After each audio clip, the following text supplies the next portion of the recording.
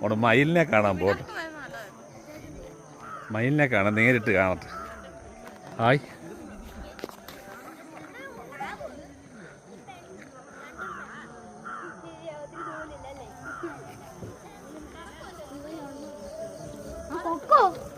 ആ പെൺമയിലാടാ, പെൺമയിൽ. പെണ്ണല്ല എണ്ണല്ലത്. ആൺമയില. വാ, അതിന് തൂവ പ്രായമായി വരുന്നേ. എന്നാട്ട് എല്ലാവരും ഉണ്ട്, കാഴ്ചക്കാരൊക്കെ ഉണ്ട്. മയിലിനെ കാണാൻ വന്ന ആൾക്കാരും.